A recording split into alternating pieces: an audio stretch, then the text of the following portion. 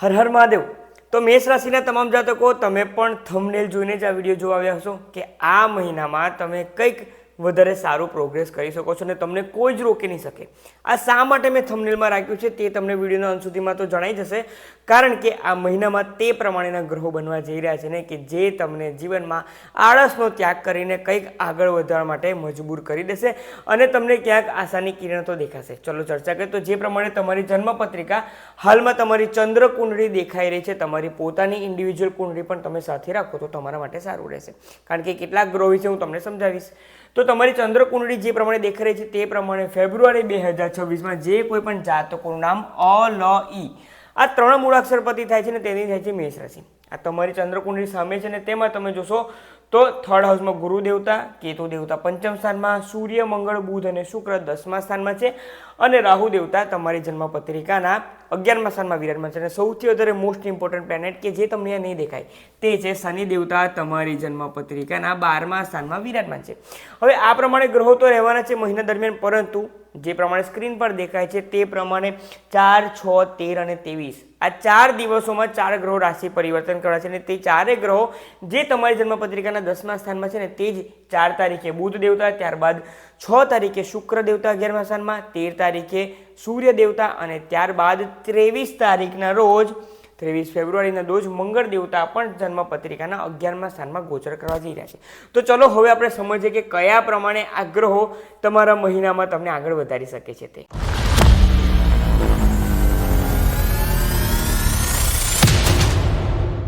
તો મેષ રાશિના તમામ જાતકો, જો પ્રથમ આપણે તમારા સ્વાસ્થ્ય બાબતે વાત કરીએ તો તમારા સ્વાસ્થ્યના સ્થાનના માલિક કોણ છે?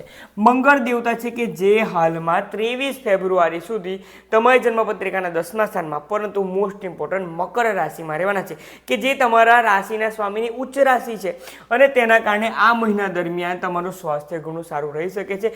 તમે પોતાની જાતને બીજા કાર્ય કરવા માટે, જીમ જવા માટે કે કોઈ પણ કામ કરવા માટે એક્સ્ટ્રા પુશ કરી શકો છો તેવા સંજોગો બની રહ્યા છે, પરંતુ તમે જોશો તો શનિ દેવતા 12મા સ્થાનમાં વિરાજમાન છે, ત્યાંથી તેમની તૃતીય દ્રષ્ટિ જન્મપત્રિકાના સેકન્ડ હાઉસ પર પડી છે। સેકન્ડ હાઉસ શું છે? તમારી વાણી છે, તમારી સ્પીચ છે, તમારું થોટ, ગળું છે। એટલે આ મહિના દરમિયાન ખાસ સાચવવાનું છે કે સિઝનલ બીમારીના કારણે તમારા ગળાને લગતી તકલીફ ન આવે, તમારો અવાજ બેસી જવો કે પછી ટોન્સિલના પણ સંજોગો ખાસ બની રહ્યા છે। જો તમે તે સાચવી લેશો તો આ મહિનો ઓવરઓલી તમારા માટે હેલ્થ બાબતે કોઈ મેજર તકલીફ નથી લાગી રહી। તમને થશે કે શનિદેવની સપ્તમ દ્રષ્ટિ તો 6થા સ્થાન પર થઈ રહી છે, પરંતુ મિત્રો ખાડામાં બેઠેલો ગ્રહ જ ખાડાને જો જોતો હોય તો તે ઘણું સારું પરિણામ આપી શકે છે, જે બૃહદ પરાશર હોરાશાસ્ત્રમાં કહ્યું છે। તેના આધારે હું તમને કહી રહ્યો છું કે ફક્ત શનિદેવની જે તૃતીય દ્રષ્ટિ છે તે જ તમારે સાચવવાની છે, એટલે કે ગળાને લગતી તકલીફ, સ્કિનને લગતી તકલીફ પણ સાચવવાની છે, પરંતુ તે ક્યારે સાચવવાની છે? જ્યારે શુક્ર દેવતા પણ રાહુને જોઈન કરશે, બુધ દેવતા 4 ફેબ્રુઆરી બાદ તો તે જોઈન કરે છે, તેથી 6 ફેબ્રુઆરીથી 23 ફેબ્રુઆરીના વચ્ચે સ્કિનને લગતી તકલીફ થોડીક વધારે રહેવાના સંજોગો બની શકે છે। સ્કિનને લગતી તકલીફ મેજરલી નથી દેખાવાની, તેનું કારણ તે છે કે ડ્રાયનેસની તકલીફ દરેક વ્યક્તિને થતી હોય છે, મને પણ થાય છે, તમને પણ થાય છે, તેથી ડ્રાયનેસના કારણે તકલીફ થાય। પરંતુ જો તમારી જન્મપત્રિકામાં શનિ મહારાજ ખરાબ અવસ્થામાં છે, તે પાપ ગ્રહો સાથે યુતિમાં છે કે પછી તે તેમના દુશ્મનની રાશિમાં છે, સૂર્યદેવની રાશિમાં છે કે તે ગુરુ કે મંગળની રાશિમાં છે, તો તમને સ્કિનને લગતી તકલીફ વધારે મેજરલી થવાના સંજોગો બની રહ્યા છે। અધરવાઇઝ સ્કિનથી સાચવાનું નથી, ફક્ત ગળાને લગતી તકલીફ સાચવી લેવી। વાત કરીએ તમારા સંતાન બાબતે તો મિત્રો સંતાન સ્થાનમાં કેતુ દેવતા ઓલરેડી વિરાજમાન છે। તમારા પણ એજ્યુકેશનની વાત કરીએ તો આ મહિના દરમિયાન સૂર્ય દેવતા જ્યારે 13 ફેબ્રુઆરીના રોજ તમારી જન્મપત્રિકાના 11મા સ્થાનમાં વિરાજમાન થઈ જશે, જેની સીધી દ્રષ્ટિ આવશે જન્મપત્રિકાના 5મ સ્થાનમાં, સાથે સૂર્ય, બુધ, મંગળ પણ એકંદરે 4, 6, 13, 12માં 23 તારીખ દરમિયાન જે આવવાના છે સીધી દ્રષ્ટિ કરશે। કેતુ દેવતા પણ આ મહિના દરમિયાન તમારું બાળક થોડુંક વધારે શાર્પ થઈ શકે છે। તમે પણ એજ્યુકેશન કરી રહ્યા છો તો તમારું શાર્પ માઇન્ડ રહી શકે છે, અને કહ્યું છે ને થંબનેલમાં કે તમને કોઈ નહીં રોકી શકે। આ મહિના દરમિયાન જો તમે કોઈ પણ ગવર્મેન્ટ એક્ઝામની તૈયારી કરી રહ્યા છો, કોઈ કોમ્પિટિટિવ એક્ઝામની તૈયારી કરવા જઈ રહ્યા છો ને, તો આ મહિનો તમારા માટે ઘણો સારો સાબિત થશે, કારણ કે 23 ફેબ્રુઆરી બાદ જે મંગળ દેવતા 11મા સ્થાનમાં જશે ને ત્યાંથી તેમની અષ્ટમ દ્રષ્ટિ જે કહેવામાં આવે છે તે 6થા સ્થાન પર કરશે। તેના કારણે શત્રુહંતા, કોમ્પિટિટિવ એક્ઝામ તમામમાં તમે સફળતા પ્રાપ્ત કરી શકો છો। તેથી આ મહિનો સંતાન બાબતે, સંતાનને આગળ વધવા માટે, સંતાનના એજ્યુકેશન, તેમના કોઈ પણ એડમિશન માટે કે પછી તમારું જાતે પોતાનું પણ એજ્યુકેશન કેમ ના હોય, સર્વત્ર રીતે તમારો વિજય દરેક જગ્યા પર પ્રાપ્ત થઈ રહ્યો છે તેવા સંજોગો બની રહ્યા છે. વાત કરીએ તમારા લાઈફ પાર્ટનર બાબતે, તો લાઈફ પાર્ટનરના સ્થાનના માલિક એટલે કે તમારા લગ્ન જીવનની જો વાત કરીએ તો લગ્ન જીવનના સ્થાનના માલિક કોણ છે? શુક્ર દેવતા, જે ઉચ્ચ રાશિના ગ્રહ મંગળ દેવતા તમારી રાશિના સ્વામી સાથે વિરાજમાન છે 6 ફેબ્રુઆરી સુધી. ત્યારબાદ 23 ફેબ્રુઆરીએ જ્યારે મંગળ દેવતા જોઈન કરશે તેમને ત્યારે તે જોઈન થવાનું છે. પરંતુ આ મહિના દરમિયાન 6 ફેબ્રુઆરીથી 23 ફેબ્રુઆરી દરમિયાન તે જે છે શુક્ર દેવતા રાહુ દેવતાના ઇન્ફ્લુઅન્સમાં આવવા જઈ રહ્યા છે.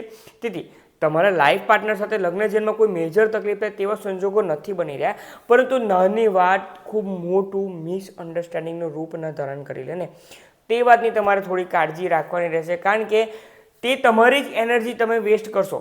મંગળ દેવતા પોતાના રાશિના સ્વામી મેષ રાશિના જાતકો તમારા રાશિના સ્વામીનું ઉચ્ચ સ્થાનમાં તે તમારી એનર્જીનો તમારે સદઉપયોગ કરવાનો છે, ના કે તમારે કોઈના સાથે ઝઘડામાં કરવાનો છે, ખાસ કરીને લાઈફ પાર્ટનર સાથે. તેથી જો લાઈફ પાર્ટનર સાથે કંઈ તકલીફ થાય તો માથું નીચું નવાવીને આ મહિના દરમિયાન તમારી વાણી પર કંટ્રોલ રાખીને તમારે વાતને પતાવી દેવી જોઈએ. તમે જેટલી એનર્જી વેસ્ટ કરશો તેટલો લોસ તમારો છે. લાઈફ પાર્ટનર સાથે સંજોગો સારા છે, કોઈ તકલીફ મેજર નથી આવવાની. સૂર્યદેવનું બુધ દેવતાનું પણ તેમને ઇન્ફ્લુઅન્સ રહેવાનું છે. તેથી શુક્ર દેવતા સપ્તમ સ્થાનના માલિક તમને લાઈફ પાર્ટનર સાથે સારી પળો, તમને તેમના સાથે રહેવા માટે તમને સમય તો આપશે, પરંતુ કહ્યું છે ને નાની વાત મોટું સ્વરૂપ ન ધારણ કરી લે, તેના પર જ ફોકસ કરવાનો છે. તે તમને કંઈ કહી જાય ને તો પણ તમારે વળતો જવાબ નથી આપવાનો કે આ સમય મારો નથી, હું તો જવાબ નથી આપવાનો. આ જ પ્રમાણે ચૂપચાપ લાઈફ પાર્ટનર સાથે હાર્મોની ક્રિએટ કરવાનો આ સમય છે. તે પ્રમાણે જ આપણે રાખવાનું છે. થોડીક શાણપણ પણ જીવનમાં રાખવી જોઈએ, હું તો તે જ કહું છું. વાત કરીએ તમારા ભાગ્ય બાબતે. હવે જાન્યુઆરી મહિનામાં જે પ્રમાણે ચારેય ગ્રહો તમારી જન્મપત્રિકાના 9મ સ્થાનમાં હતા ત્યારે તમારા ભાગ્યમાં વૃદ્ધિ તો થઈ જતી. હવે તે તમામ ગ્રહો 10મા સ્થાનમાં ગયા છે. તમારી રાશિના સ્વામી ઉચ્ચ અવસ્થામાં છે, પરંતુ ગુરુ દેવતાની વક્રી જે હવે દ્રષ્ટિ હતી તે સીધી આ જગ્યા પર આવી રહી છે, ભાગ્યના સ્થાન પર. અને ભાગ્યના સ્થાનના માલિકનું જ ભાગ્યમાં દ્રષ્ટિ કરી જે ક્લિયર ઇન્ડિકેશન આપી રહ્યું છે કે તમે કોઈક તેવા કાર્ય માટે ઘણા સમયથી પાછળ પડેલા હતા, તમને ત્યાં કોઈ ચાલ ન હતી મળી રહી, તમને કોઈ ઓપોર્ચ્યુનિટી ન હતી મળી રહી. આ મહિનામાં ફેબ્રુઆરી 2026માં તમને તે બાબતે સફળતા મળી શકે છે. તમે કોઈ બાબતે તમે જે કોઈ પણ કાર્ય ટેકન ફોર ગ્રાન્ટેડ રાખતા હતા કે હા કાલે કરીશું, કંઈક વ્હીકલ બગડ્યું છે કાલે રિપેર કરાવીશું, ઇન્સ્યોરન્સનું કામ છે તો કાલે કરાવીશું, એ તમામ વસ્તુને કાલ પર નહીં છોડીને આજથી જ શરૂઆત કરો. એટલે કે 1 ફેબ્રુઆરીથી જ કોઈ પણ જે કાર્ય અટક્યું છે, જે તમને ના પસંદ છે, કે જે પછી જો તે તમને મળી જાય તો તમે આગળ વધી શકો છો. મહેનત કરો, આ મહિનો તમને ઘણી સારી તેવી સફળતા આપી શકે છે. તેથી મેષ રાશિના જાતકો આ મહિનામાં આળસનો ત્યાગ કરો. ચારે ગ્રહો મદદ કરી રહ્યા છે, રાશિના સ્વામી મદદ કરી રહ્યા છે, અને મોસ્ટ ઇમ્પોર્ટન્ટ ભાગ્યના સ્થાનના માલિક તમારા કર્મના સ્થાનથી અને તમારા મહેનતના સ્થાનથી સીધી દ્રષ્ટિ જે કરી રહ્યા છે તમને ઘણી સારી તેવી સફળતા અપાવી શકે છે. હવે તમારા હાથમાં છે કે તમે કેટલી મહેનત કરી શકો છો. વાત કરીએ તમારા કરિયર બાબતે. હવે તમે કરિયરમાં જોશો ને તો 4 ગ્રહોની ચોકડી છે. બુધ દેવતા 4 તારીખના રોજ રાશિ પરિવર્તન કરશે. ત્યારબાદ શુક્ર દેવતા એટલે કે સૂર્ય અને મંગળ 13 તારીખ સુધી તો રહેવાના જ છે. મંગળ દેવતા 23 તારીખ સુધી છે. સૂર્ય મંગળ જ્યારે એક સાથે હોય છે ને તો તેને એક રીતે અંગારક દોષ પણ કહેવાય છે, પરંતુ મંગળ દેવતા ઉચ્ચ અવસ્થામાં છે. તમે કાર્યસ્થળ પર કરિયરમાં આગળ તો વધશો, પરંતુ તે ક્યાંક ને ક્યાંક તમારા એગ્રેશનમાં, એગ્રેસિવનેસમાં, ગુસ્સામાં, એંગરનેસમાં વધારો કરશે. એટલે કે જો કોઈ વ્યક્તિ તમારા રસ્તામાં કંઈક તકલીફ પહોંચાડી રહ્યો છે તો તમે તેને મારી પણ શકો છો. આ પ્રમાણેની તમને એંગરનેસ રહી શકે છે, ને તમે કોના સામે શું બોલી રહ્યા છો તે પણ તમને નહીં સમજાય, કારણ કે તમે તો ફક્ત આગળ વધવા માંગો છો. તેથી વર્ક પ્લેસ બાબતે ઘણું સારું એન્વાયરમેન્ટ તમારે ફક્ત ક્રિએટ કરી રાખવાનું છે. એમ તો સારું જ છે, તમારા રાશિના સ્વામીની ઉચ્ચ અવસ્થામાં જવું તે ઘણું સારું સૂચન કરી રહ્યું છે, પરંતુ મિત્રો ફરીથી બોલી રહ્યો છું, એંગરનેસ તમામ સિચ્યુએશન બગાડી શકે છે, તમને વધારેથી તકલીફ આપી શકે છે. તો એંગરનેસને તમારે કંટ્રોલમાં રાખવાનું છે. હા, તમે કાર્ય બાબતે એગ્રેસિવ બનો, કોઈ પણ પ્રોજેક્ટ છે, ડેડલાઇન છે, પૂરું કરવા માટે આગળ વધો, પરંતુ તે તમારા ગુસ્સાના કોસ્ટ પર તમારે નથી તેમ આગળ વધવાનું. આ ખાસ કાળજી રાખવાની છે. અને તે ગુસ્સો ફક્ત કરિયરની વાત નથી કરી રહ્યો. કરિયરના કારણે વર્ક પ્લેસ પર જે કંઈ પણ કામકાજ ચાલે છે તેના કારણે તમારા ફેમિલીમાં, ફેમિલી મેમ્બર સાથે, લાઈફ પાર્ટનર સાથે પણ મેં તમને કહ્યું છે ને કે ચૂપ રહેવાનું છે. તેટલું તમારે કંટ્રોલ રાખવાનું રહેશે. તેનું કારણ તે છે કે મંગળ દેવતાની જે ચતુર્થ દ્રષ્ટિ છે તે થઈ રહી છે તમારા ફર્સ્ટ હાઉસ પર.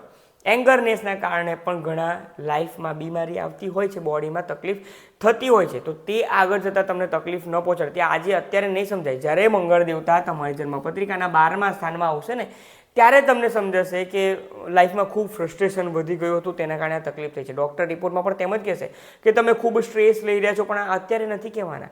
તે એપ્રિલ મહિના બાદ આ તમામ વસ્તુ આવી શકે છે. તો પછી ફેબ્રુઆરી જ શાંતિથી કેમ ના પસાર કરીએ? એંગરનેસને કંટ્રોલમાં રાખવો ખૂબ જરૂરી છે. વાત કરીએ તમારા લાભ બાબતે, તો લાભ સ્થાનમાં કોણ વિરાજમાન છે? રાહુ દેવતા ઇલ્યુઝન ક્રિએટ કરનાર પ્લેનેટ છે, પરંતુ આ મહિનામાં સૂર્ય, બુધ, શુક્ર અને ત્યારબાદ રાશિના સ્વામી ભેગા થઈ રહ્યા છે તેમના સાથે. તો જે કોઈ પણ બેન્કિંગ સેક્ટર હોય કે પછી કોઈ પણ ડેલી બેઝિસ પર બિઝનેસ ચાલતો હોય તે પ્રમાણેના કામ કરતા હોય, માર્કેટિંગને લગતા કામ કરી રહ્યા હોય, આઈટીને લગતા કામ કરી રહ્યા હોય, ગવર્મેન્ટ સાથે પણ જોડાઈને કોઈક ને કોઈક કામ કરો છો, આ મહિનો તમને ઘણી સારી તેવી સફળતા અપાઈ શકે છે. તમારે આગળ વધવું જ જોઈએ, કારણ કે કહું છું ને કે કેટલા બધા ગ્રહોનું તમને લાભ સ્થાનમાં જે યુતિ થવાની છે, પહેલાં કર્મના સ્થાનમાં અને ત્યારબાદ 5 ગ્રહોની લાભ સ્થાનમાં. તેના કારણે આ મહિના દરમિયાન તમે જે કંઈ પણ કાર્યમાં આગળ વધી રહ્યા છો, અચાનક ટચવુડ કોઈક ને કોઈક રીતે કોઈક વ્યક્તિ મદદ કરી શકે છે, કે કોઈ તમારા જે ઓળખીતા વ્યક્તિ હોય તે પણ તમને મદદ કરવા આવી રહ્યું છે. અચાનક તમારે કોઈક ઓળખાણ નીકળી શકે છે તે કાર્ય બાબતે. આ પ્રમાણે તમારા કામ થઈ રહ્યા છે આ મહિનામાં. તેથી જ કહ્યું છે ને કે આ મહિનામાં તમને કોઈ જ પાછળ નહીં પાડી શકે. તમારે આગળ રહેવાનું છે અને તે જ માનવાનું છે કે ફક્ત હું મારા ફોકસ માટે આગળ વધી રહ્યો છું અને તેમાં જ હું સફળ થઈશ. તમે કોમ્પિટિટિવ એક્ઝામ હોય, તમારે ફોરેન જવું હોય, કોઈ પણ રીતે તમે કોઈક એક્ઝામની તૈયારી કરી રહ્યા છો, નવી જોબ માટે ખૂબ એગ્રેસિવ થઈને તમે આગળ વધો. આરંભે સૂરમાં ફક્ત નથી બનવાનું, એગ્રેસિવ બનીને પૂરા મહિના દરમિયાન આગળ વધો તો ઘણો સારો સંજોગો છે. એગ્રેસિવ એટલે કે તેને પોઝિટિવ વેમાં તમારે સમજવાનું છે. ઉપાય શું કરવાનો છે મિત્રો? આ મહિના દરમિયાન તમારે ફક્ત ને ફક્ત દરરોજ સવારે આદિત્ય હૃદય સ્તોત્રનો પાઠ અવશ્ય કરવો જોઈએ. જેટલો આદિત્ય હૃદય સ્તોત્રનો પાઠ કરશો તેટલું તમારા માન સન્માનમાં અને જીવનમાં તમે આગળ વધી શકશો. માન સન્માનમાં વધારો થઈ શકશે. તમારા વર્ક પ્લેસ પર પણ તમારા માન સન્માનમાં વધારો થઈ શકે છે. તમારા બોસ પણ તમારા નામની વાહવાહી કરી શકે છે, પરંતુ તેના સાથે થોડાક દુશ્મનો તો ઊભા થવાના છે. થવા દો. આદિત્ય હૃદય સ્તોત્રનો પાઠ કરશો તો સફળતા અચૂક મળશે. આ મહિના દરમિયાન હું તમને તે પણ કહીશ કે દરરોજ સવારે તમારે ઉગતા સૂર્યના દર્શન કરવા જોઈએ. હું તેમ નથી કહેતો કે સૂર્યદેવને જળ ચડાવો. હું ફક્ત તે કહું છું કે થોડુંક એલાર્મ તમે તે પ્રમાણે સેટ કરો કે તમે ટેરેસ પર જઈને કે તમારી બાલ્કનીમાંથી પણ, ફ્લેટની બાલ્કનીમાંથી પણ સૂર્યોદયનો સમય તમારે જરૂરથી ચેક કરવો જોઈએ. અને ઉગતા સૂર્યના દર્શન કરશો ને તો આ મહિનામાં જે થંબનેલમાં લખ્યું છે ને તે તમારી સાથે થશે ને થશે જ. તેથી ઉગતા સૂર્યના દર્શન કરો, આદિત્ય હૃદય સ્તોત્રનો પાઠ કરો અને મહાદેવની જો તમને ઉપાય આપું તો દરરોજ સવારે અડધો કપ દૂધમાં થોડા ઘઉં અને ગોળ ભેગો કરો, મહાદેવ પર દરરોજ અભિષેક કરો મંદિરે જઈને, તો તમારા માટે ઘણું સારું સાબિત થઈ શકે છે. જે લોકો વિદેશમાં છે, જો તમને ઉગતો સૂર્ય નથી દેખાતો કારણ કે વિન્ટર સિઝન ચાલી રહી છે, તો ત્યારબાદ તમારે સનરાઈઝના ટાઈમ દરમિયાન તમારે આદિત્ય હૃદય સ્તોત્રનો પાઠ તમારા ઘરમાં બેસીને કે ઓફિસમાં બેસીને પણ તમે કરી શકો છો. મહાદેવનો ઉપાય તમે પણ ઘરમાં તો કરી જ શકો છો. તો આ પ્રમાણે દેશ અને વિદેશમાં જે કોઈ પણ જાતકો છે તેને આ માહિતી તમે પહોંચાડવામાં મને મદદ કરો. તમારા નજીકના કોઈ પણ મેષ રાશિના જાતકો છે તેને પણ આ જરૂરથી માહિતી શેર કરો. અને જો માહિતી પસંદ આવતી હોય, હું જે કંઈ પણ તમને કહી રહ્યો તે પ્રમાણે તમારા જીવનમાં ચેન્જીસ આવતા હોય તો ચેનલને સબસ્ક્રાઈબ કરવાનું ન ભૂલશો. આપ સૌમાં રહેલા શિવ તત્વને મારા વંદન. ઓમ નમઃ શિવાય.